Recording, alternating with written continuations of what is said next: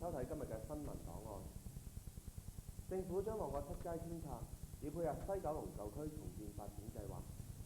而有30幾年歷史嘅雀仔街，亦被列入為舊區重建計劃之一。但係雀反對政府嘅賠償安排表示不滿。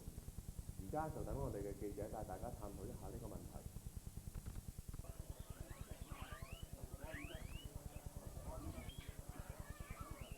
位於旺角嘅康樂街，但係啲人通常都會叫佢做雀仔街，形成至今已經有30幾年。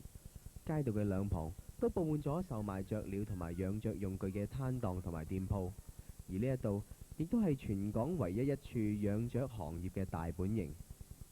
今時今日，雀仔街嘅發展依然蓬勃，近年來亦成為咗旅客觀光同埋選購紀念品嘅勝地。就連香港嘅旅遊指南，亦都以雀仔街作為旅遊重點。隨着社會嘅不斷進步，以前興建落嘅樓宇開始出現殘舊老化，城市需要重新嘅規劃以應付將來嘅需要。舊區重建計劃因此出現，旺角7街重建亦都被政府視為重點重建之一。有30幾年歷史嘅雀仔街都屬於呢一個重建範圍之內。政府同土地發展公司合作嘅旺角7街重建計劃，早喺88年已經決定落實執行。土發公司喺呢一度擔當一個中間人嘅角色，負責制定特別嘅賠償同埋安置計劃，給予受影響嘅居民。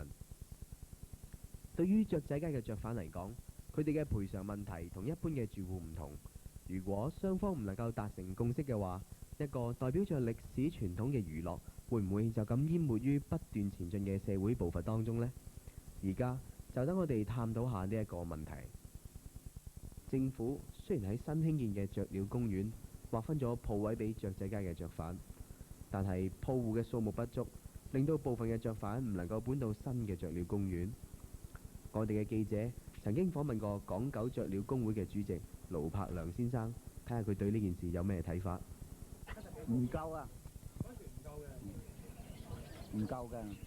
但係你頭先即係諗住係70個都係夠位、夠用㗎啦。登記嗰陣時係唔係鋪位計？我哋係咪？我都唔明佢點解會走出咁多人出嚟啦。咁當我問佢㗎，我話你可唔可以俾出嗰啲人嘅點解會咁多人出嚟？佢都俾唔俾？有咩私隱條例喎？唔俾我哋。咁我哋可以 check 得到邊啲係喺我哋呢度做㗎嘛？係啊，我哋做嗰陣時咧，我哋唔計啲鋪頭㗎嘛。唔計鋪頭，但係你就計。淨係計我哋呢啲㗎嘛，淨係計我啲檔位㗎嘛。你計檔位咁。頭先你啱啱講過，你都係70幾。我哋計過，照數都係70戶人，70個位。對於鋪戶不足呢個問題，我哋亦都曾經電話訪問過舊區重建小組，而有關人士亦都作出以下嘅解釋。嗰個幾檔呢，就係喺94年嘅4月某個日子呢，就係呢個土發公司呢做咗一個我哋叫 freezing survey 啦。係。咁喺嗰個 survey 入邊呢，我哋就的而且確登記咗90幾檔。咁我哋都唔知點解多咗有幾檔，即係呢個70幾檔其實係嗰個盧生自己話嘅啫。咁總之當日我哋就見到有90幾棟喺條街度經營，咁我哋就要跟當日嗰個土發公司嗰個調查報告嚟做基礎咯。因為盧生佢係講個商會，佢可能只係計佢自己啲 members， 有啲人冇入佢個會嘅，佢又唔計，或者有啲只係做咗短幾個月嘅，佢又唔計，即係新加入嗰啲佢又唔計。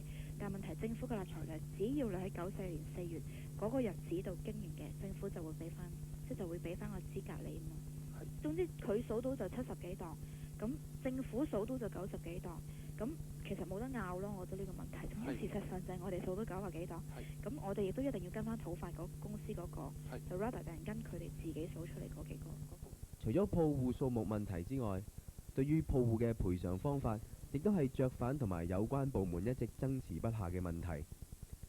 政府賠償俾雀販係以1戶人為單位，亦即係1戶人只可以換1個鋪位。但係喺雀仔街入面，一家人同時擁有幾個鋪位嘅例子亦都唔少。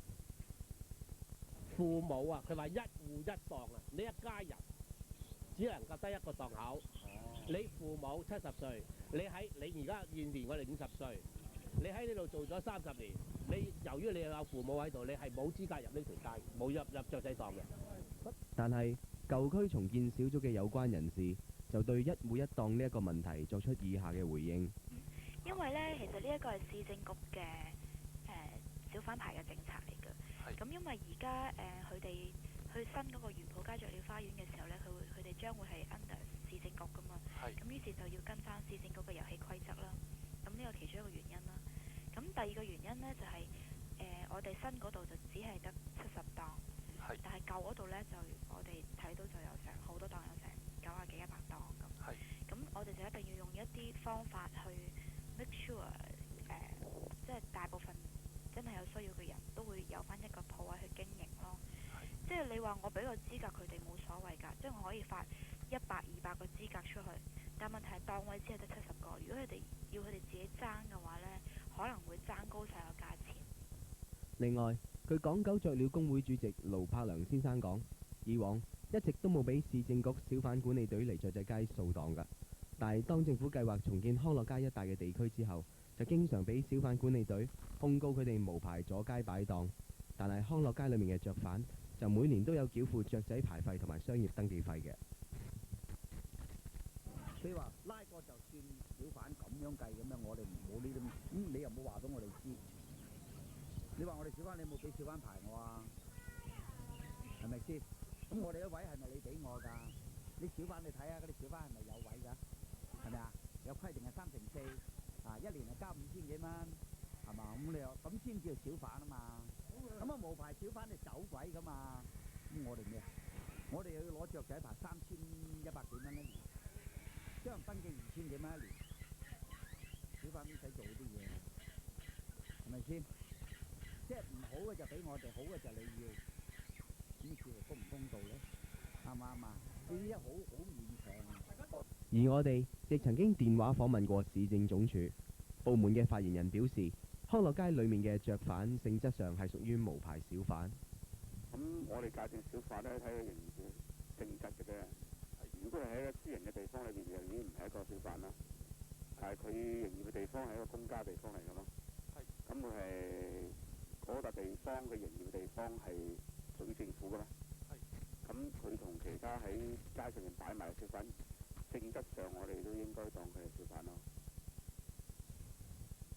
由政府撥出用嚟安置康樂街雀販嘅元普街雀鳥公園，於4月中就會開放。我哋亦曾經到過呢一個位於旺角球場隔離嘅雀鳥公園睇過，工程亦都接近完成，但係鋪戶嘅面積最細嘅單位就好似呢一個鋪位咁大。呢一個鋪位面積只有29平方尺，而大嘅亦都只係得48平方尺，比起現時雀仔街嘅鋪位明顯細咗好多。啲雀販表示，咁細嘅鋪位根本唔足夠俾佢哋擺放貨品，每一個鋪位亦都冇附設貨倉俾啲雀販擺放存貨。對於啲賣雀籠嘅雀販嚟講，就更加頭痛啦。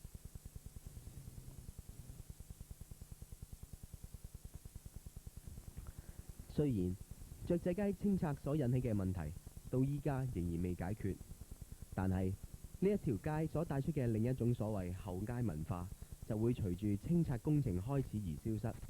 咁樣啲雀販、雀友同埋一啲外地嘅遊客，對於雀仔街清拆又有啲咩感受呢？而家拆咁，你會話真係會有啲唔捨得，或者有啲捨得啦即係行家呢條街咁有感情係嘛？係啊，咁行啊係嘛？咁你話就話行遠啲咯。And I like the street very much. Oh, you like it? Yes, I like. I think it must be here. 生活方面咧，又要接受一個新嘅挑戰啦。